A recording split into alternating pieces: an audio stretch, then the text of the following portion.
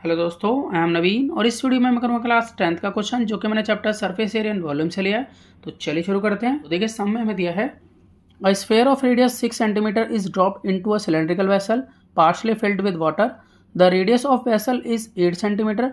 If the sphere is submerge completely then the surface of water rises by, और हमें यहाँ पे 4 option given है। देखिए सम में ये बताया है कि एक स्फीयर है जिसकी रेडियस 6 सेंटीमीटर है, इसको ड्रॉप किया गया है यानी कि डाला गया है एक सिलेंड्रिकल वेसल में जो कि पानी से पार्शली फिल्ड है, और उस वेसल की रेडियस 8 सेंटीमीटर है। अगर स्फीयर कंप्लीटली सबमर्ज हो जाए यानी कि पूरी तरह से डूब जाए तो हमें ये बताना है कि सरफेस ऑफ वाटर कितना राइज करेगा। ठीक है, इसको हम थोड़ा डायग्राम से समझते हैं कि ये एक सिलेंड्रिकल वेसल है। अब ये वेसल जो है वो पानी से थोड़ा सा भरा हुआ है। सपोज कीजिए ये पानी से इतना भरा हुआ है। अब इसके अंदर हम स्फीयर डालते हैं एक, यानी कि गोल होता है स्फीयर। ठीक है, इस तरह से मैंने इसके अंदर स्फीयर अगर डाला तो मैं एक बार वो डायग्राम यहाँ पे बना के दिखाता हूँ क्या होने वाला है। फिर उसके बाद तो जब ये स्फीयर नीचे तक जाएगा यानी कि पूरी तरह से पानी के अंदर डूब जाएगा, पानी पहले इतना था देखिए, ठीक है, अब ये पूरी तरह से सबमर्ज हो गया तो पानी का लेवल जो है ना थोड़ा सा बढ़ेगा, यानी कि ये मान लीजिए कि ये पानी का लेवल इतना बढ़ेगा।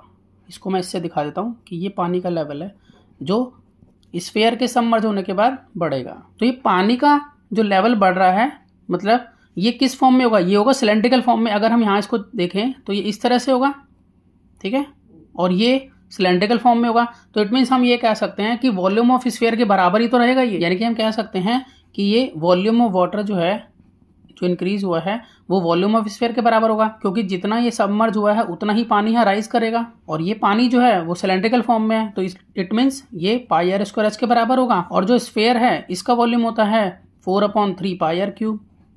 तो ये दोनों आपस में एक दूसरे के इक्वल रहेंगे। तो इसी का यूज़ करते हुए हमें इसे सॉल्व करना है। तो हम यहाँ पर पहले वॉल्यूम निकाल लेते हैं स्फीयर का। तो मैं यहाँ पर लिख लेता हूँ कि मुझे यहाँ मालूम है कि रेडियस ऑफ स्फीयर ये मुझे गिवन है 6 सेंटीमीटर। अब मैं यहाँ पर वॉल्यूम निकाल लेता हूँ उसका कि वॉल्यूम ऑफ स्फीयर ये होगा 4/3 पाई आर क्यूब। पुट हम इसको बाद में करेंगे, फिलहाल उसके बाद हम यहाँ लिख लेते हैं कि रेडियस ऑफ सिलेंड्रिकल वेसल है 8 सेंटीमीटर। इसका वॉल्यूम लिख लेते हैं कि volume of water increase in cylindrical vessel ये पाई आर स्क्वायर एच के इक्वल रहेगा, क्योंकि मैंने अभी आपको बताया था कि यहाँ पर जितना भी पानी बढ़ेगा वो सिलेंडर की फॉर्म में तो होगा, ठीक है, तो इसलिए वो पाई आर स्क्वायर एच के बराबर होगा, और ये pi r square h volume of sphere के बराबर होगा। तो यहाँ पर इन दोनों को एक दूसरे के इक्वल रख के मैं इसे सॉल्व कर लेता हूँ। तो मैं यहाँ पे लिख लेता हूँ अकॉर्डिंग टू क्वेश्चन A2 की शॉर्ट में लिख रहा हूँ कि यहाँ पर वॉल्यूम ऑफ स्फीयर इक्वल होगा volume of water increase in cylindrical vessel. अब यहाँ पर वॉल्यूम ऑफ स्फीयर 4/3 पाई, अब आर की जगह पर मैं लिख सकता हूँ, देखिए मैंने यहाँ पे लिखा था कि 6 सेंटीमीटर है ना इसकी रेडियस, तो हम यहाँ पर 6 × 6 × 6 ऐसे लिख सकते हैं।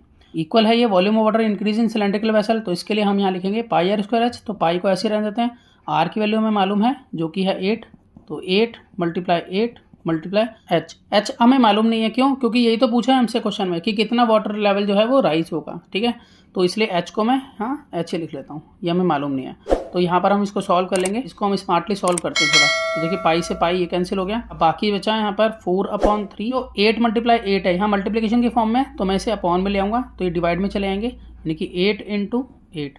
ऊपर मेरे पास यहाँ पड़ा हुआ है 6 × 6 × 6, तो यहाँ पर सिर्फ एच बचेगा। जब मैं इसको कटिंग करूँगा तो मेरे पास एच की वैल्यू आ जाएगी। तो देखिए यहाँ पे कट करना शुरू करते हैं, यहाँ 4 × 1 = 4 और 4 × 2 = 8, 2 से 6 काट लेता हूँ मैं, 2 × 1 = 2, 2 × 3 = 6। अब इस वाले 3 से ये वाला 3 कैंसिल। अब यहाँ पर काट लेते हैं 2 से, तो 2 × 3 = 6 और 2 × 4 = 8। फिर ये कट हो रहा है 2 से, तो 2 × 3 = 6 और 2 × 2 = 4।